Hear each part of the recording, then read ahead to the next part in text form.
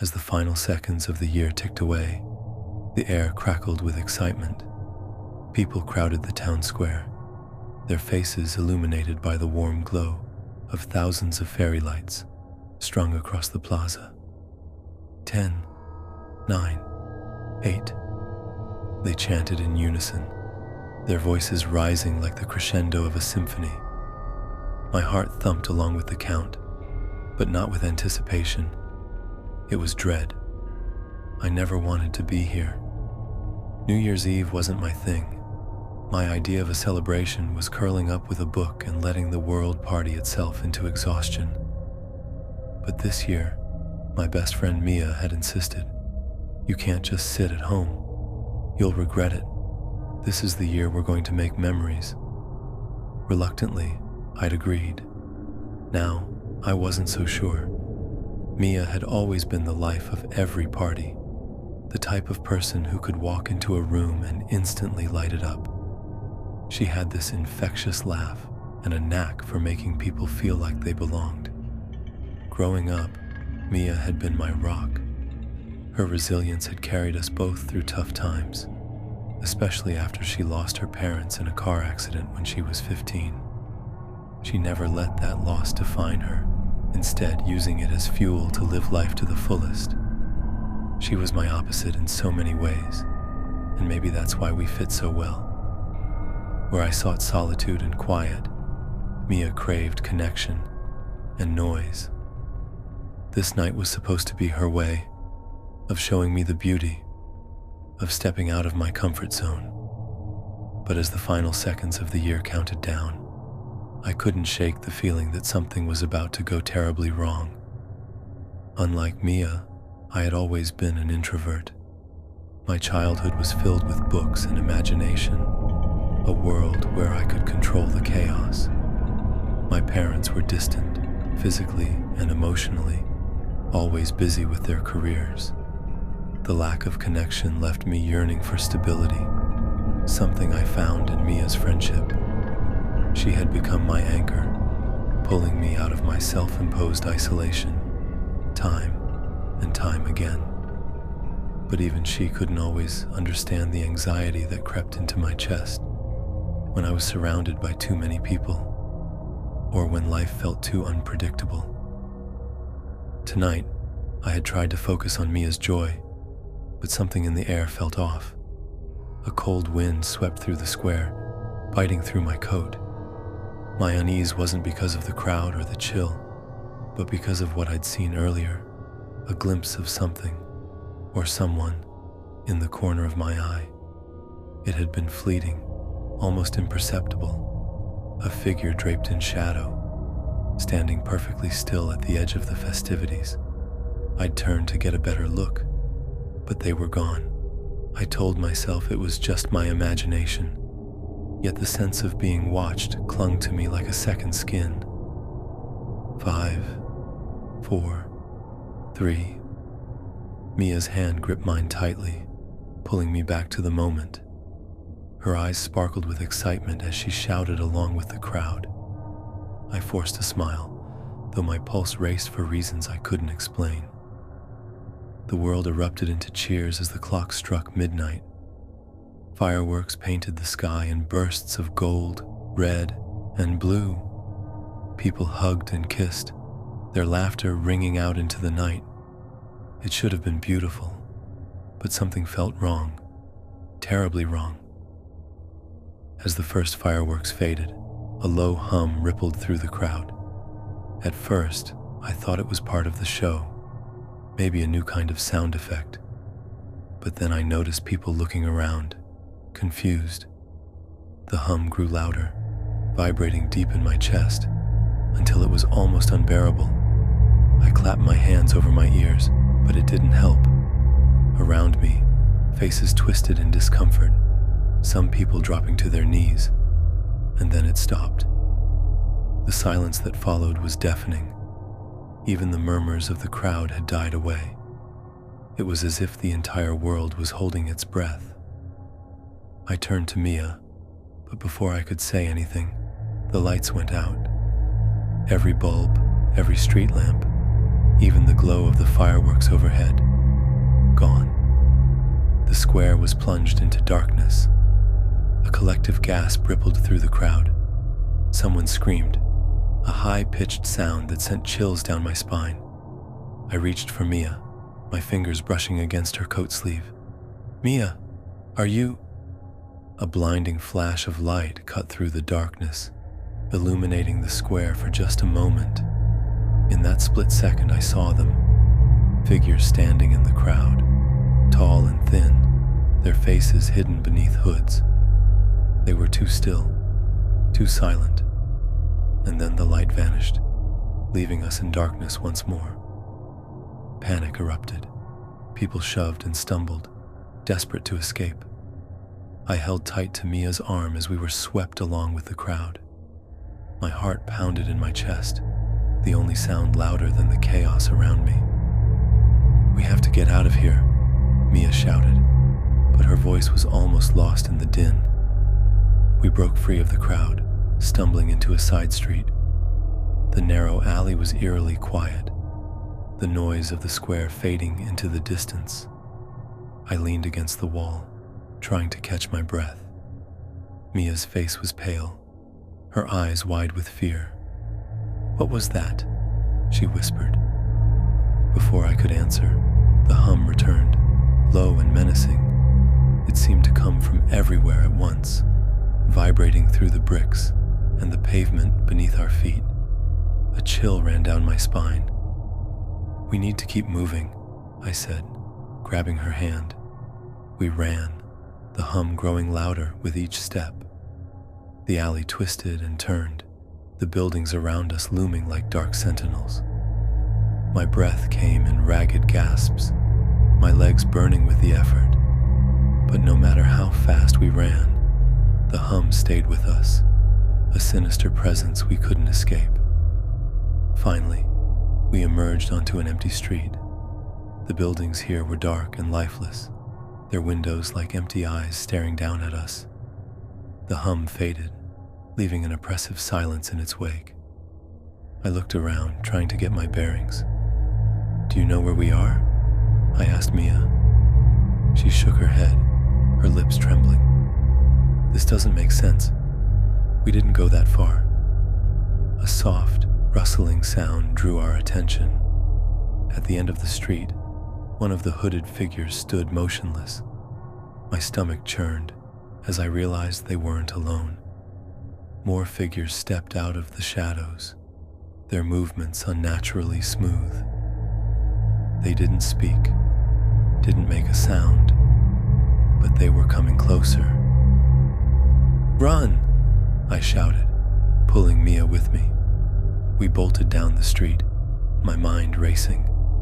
Who were these people? What did they want? The questions crowded my thoughts, but there was no time for answers. All that mattered was escaping. The further we ran, the more distorted the streets became. Buildings leaned at impossible angles, their windows warping like melted glass. Shadows slithered across the pavement, though there was no light to cast them. It was as if the town itself had come alive, twisting and reshaping to trap us. Mia's breathing grew labored, her steps faltering. I can't keep going," she panted, clutching her side. I slowed, my own lungs burning. "Just a little further," I urged. But as I glanced back, I froze. The hooded figures weren't chasing us.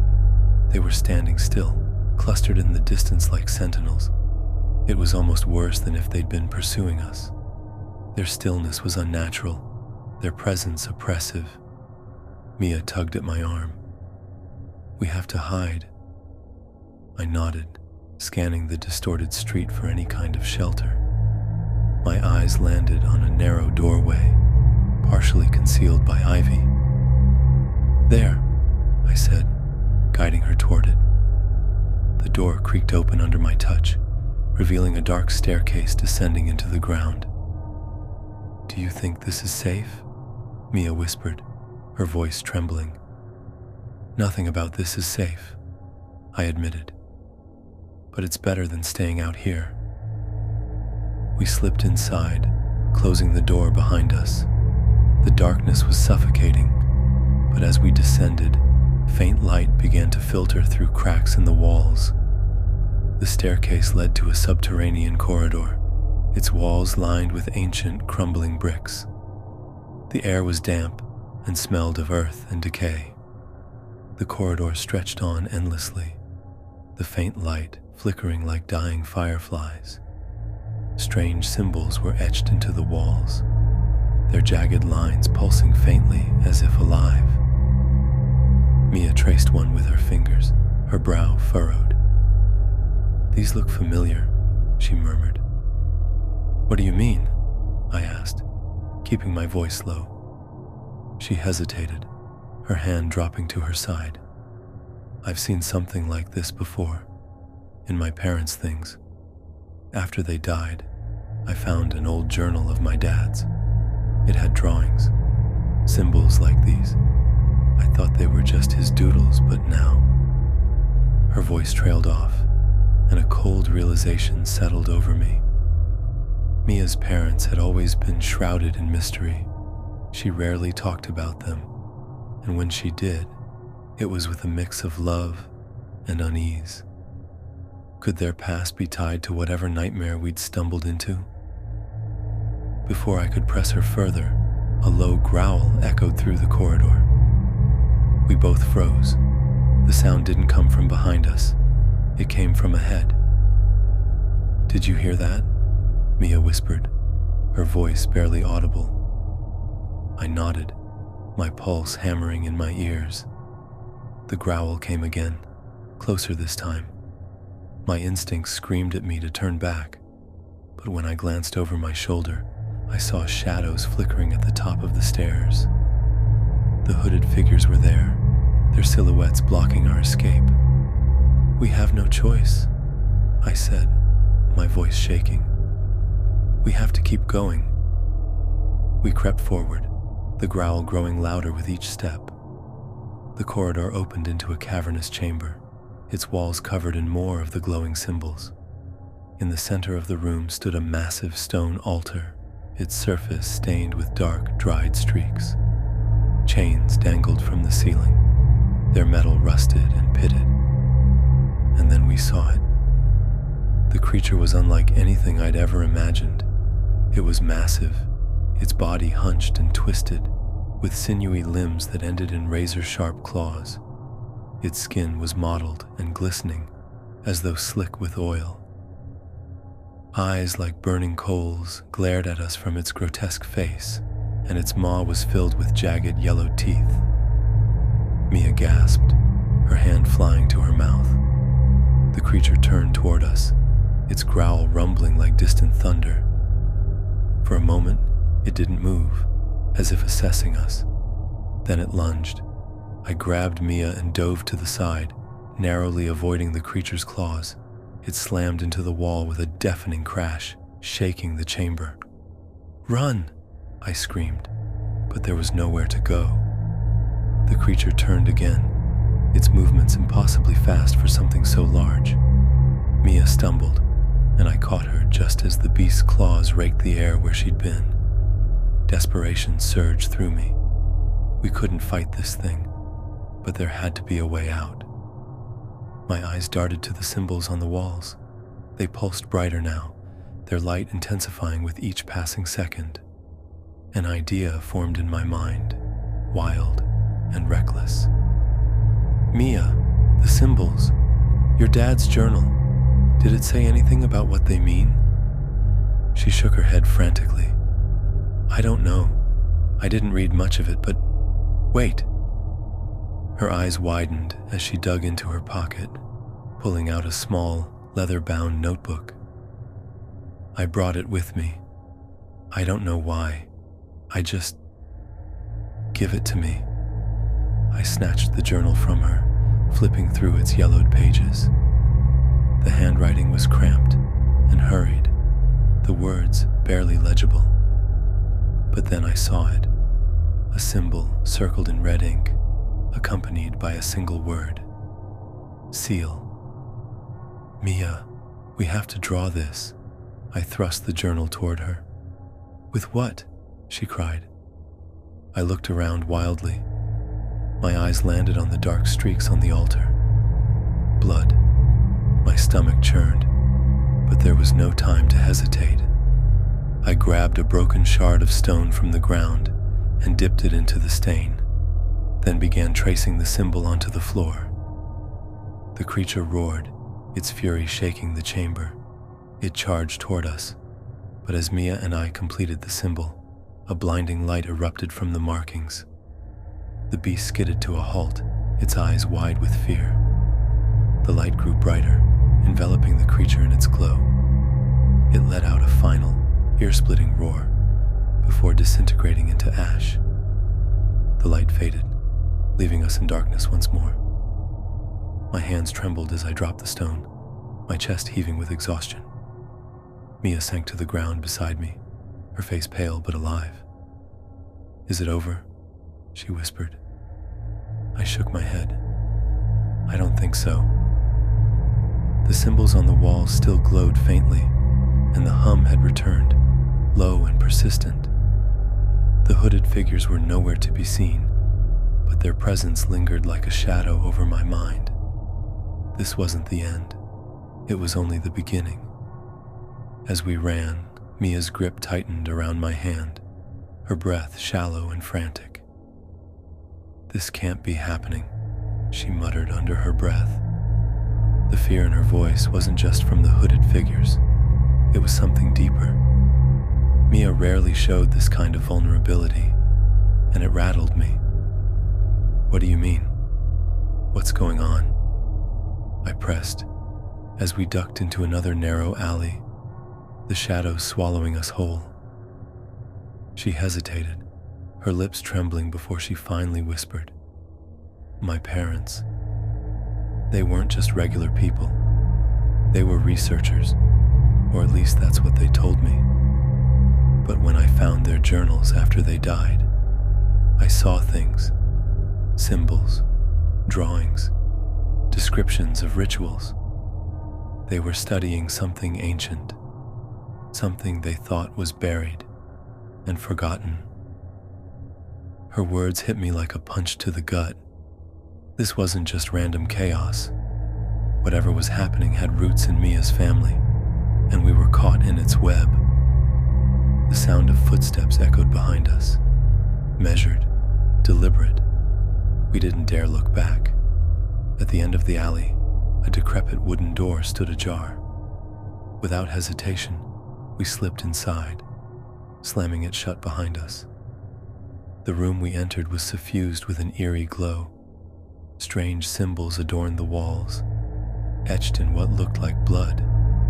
Candles flickered on every surface, casting long, wavering shadows. At the center of the room was an altar, much like the one we'd seen in the cavern earlier. This isn't possible," Mia said, backing away. "This looks like something from my father's journals. Are you saying they knew about all of this? The figures, the symbols, the creature?" My voice cracked as I spoke. Mia nodded slowly. "They were obsessed with the idea of opening a gate to another world. They believed our town was built on a thin spot, where the barrier between worlds was weakest." The weight of her words pressed down on me. All the strange occurrences, the hum, the hooded figures, it was all connected. Before we could process further, the hum returned, vibrating through the air. The symbols on the walls began to glow brighter, pulsing like a heartbeat. Then a voice, low and guttural, filled the room. "You should not have come here." The voice seemed to come from everywhere at once. Mia and I clung to each other, our eyes darting around the room. "Who are you? What do you want?" I shouted, my voice shaking. The candles flickered violently, their flames stretching impossibly high. The voice spoke again, its tone sharp and commanding. "You have disturbed the balance. The gate must not open." Mia stepped forward, her voice trembling but determined. My parents. Were they the ones who started this? Did they open the gate? The voice paused, as if considering her question. Then it answered. Their actions set the path, but the gate remains sealed. The figures you see, they are the guardians, ensuring it stays that way. I felt a flicker of hope. So they're not here to hurt us? The voice darkened, its tone heavy with menace. They will not harm unless provoked. But there are others, those who seek the gate's power for their own gain. You must leave before it is too late. The symbols on the walls flared brighter, illuminating a second doorway at the back of the room. The voice spoke one final time, a sense of urgency in its tone. Go, find the journal, finish what your parents started. The seal must hold. We didn't need to be told twice. Bursting through the glowing doorway, we found ourselves in another maze of corridors, each more twisted and surreal than the last. The walls seemed to pulse with life, and the floor shifted beneath our feet. What journal? I asked as we ran. Mia's face was pale, her expression grim. There's another journal. My father always spoke about it. The one he said held the key to everything. But I never found it after he died. If it's real, it's probably still in our old house. I stopped in my tracks, my mind racing. Your house, Mia, we're miles from there. We don't have a choice, she said, determination flashing in her eyes. If that journal can stop this, we have to find it. Emerging from the labyrinth of corridors, we found ourselves back on the street. The town was eerily quiet, the air thick with tension. The hooded figures were gone, but their presence lingered like a shadow over the empty buildings. Mia and I stuck to the back alleys, avoiding the main roads. Every creak of a door, every rustle of leaves set my nerves on edge. The journey to her old house felt endless, each step weighed down by the fear of what might be waiting for us. When we finally reached the house, it was like stepping into another world. The air around it was colder, heavier. The windows were boarded up, and the front door hung crookedly on its hinges. This place has been abandoned for years, Mia said softly. But maybe that's why no one ever found the journal. It's still here. The interior of the house was just as unsettling as the outside. Dust covered every surface, and cobwebs draped from the ceiling like curtains. The hum was faint here, a constant reminder that time was running out. We searched room after room, overturning furniture and rifling through drawers. At last, in a hidden compartment and beneath a loose floorboard in her father's study, we found it. A weathered, leather-bound journal. Mia opened it with trembling hands. The pages were filled with intricate drawings, cryptic symbols, and frantic notes. One phrase stood out, scrawled across multiple pages. The seal must hold, or all is lost. A chill ran down my spine as I read the words. This wasn't just about us. This was about everyone, our town, maybe even the world. As we pored over the journal, the hum grew louder, shaking the walls of the house. Outside, shadows gathered, twisting and writhing like living things. The guardians had returned, but they weren't alone. Darker shapes moved among them, beings more sinister, their forms flickering in and out of existence. Mia's eyes met mine, filled with fear but also determination. We have to finish this. What do we do? I asked, my voice barely audible over the rising noise. She pointed to a page in the journal, where a complex symbol was drawn, alongside instructions written in her father's hurried hand. We need to draw this at the gate. It's the only way to strengthen the seal. But where's the gate? She hesitated, then said, the square. It's always been the square. As the last of the creature's ash settled, I clutched the leather-bound journal tightly, its cover still damp from the altar's stain. Mia leaned against the wall, her breath ragged. "The journal worked," she whispered, disbelief mingling with exhaustion. I nodded, flipping through the pages again.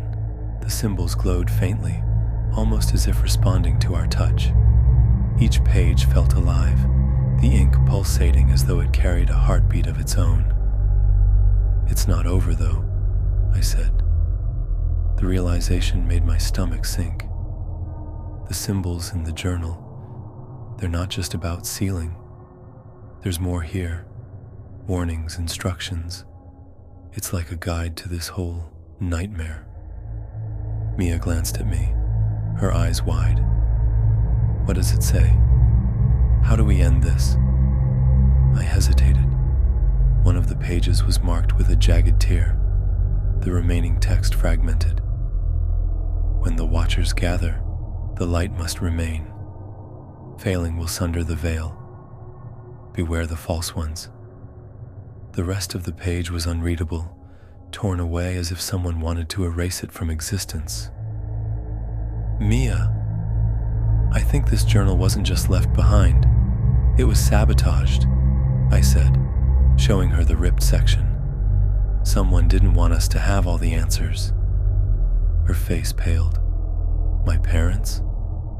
"Maybe," I replied, trying to steady my voice. "Or maybe someone they were working with, or against. Either way, it means we're walking into this blind." The hum began again, faint, but growing. Both of us froze, our eyes darting toward the staircase we descended earlier. Shadows pooled at the top, moving unnaturally as if alive. "We need to get out of here," Mia urged, her voice barely audible. I tightened my grip on the journal, not without understanding what's next. This book might be the only chance we have to survive this. The shadows at the top of the staircase twisted, stretching unnaturally, as a guttural growl reverberated through the air. Mia gripped my arm. "We don't have time for this." But the journal, I couldn't let it go. Its weight in my hands wasn't just physical, it was a tether to the truth. "Run," I said, shoving her toward the side passage. "What about you?" she protested. "I'll be right behind you. Just go." She hesitated for a moment before sprinting into the dimly lit corridor. The shadows surged, rushing toward me like a living tide. I flipped open the journal, hoping it would somehow react, guide me. A phrase on the next page glowed brighter than the others, as if demanding to be read aloud. "By ink and blood, the veil shall part." I didn't think. I just spoke the words. The effect was immediate. A surge of energy shot through the room, the shadows recoiling as if burned. But they didn't retreat entirely. Instead, they coalesced into a form, tall, humanoid, with glowing, hollow eyes. It stared at me, a low voice dripping with malice. "You carry what was stolen." I stumbled back, clutching the journal tighter. "What are you?" "The guardian of what should not be known," it hissed, stepping closer. "Return it, and your suffering will end." But the journal pulsed, almost as if it disagreed. For a brief moment I understood. I couldn't give it up. This wasn't just a guide, it was a weapon, a tool to expose whatever dark force had orchestrated this nightmare. "No," I said, my voice trembling but firm.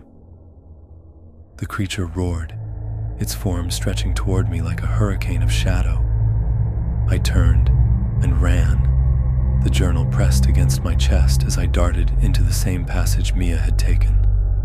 I found her near the exit, standing in a pool of moonlight that spilled through a jagged crack in the cave wall. She was staring at something. Someone. A man stood there, his figure unnervingly still. His face was familiar, and it hit me. Mia's father.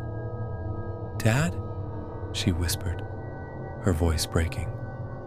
He didn't respond. His gaze was fixed on me, and in his hand was the missing page from the journal. "You shouldn't have come here," he said, his voice calm but cold.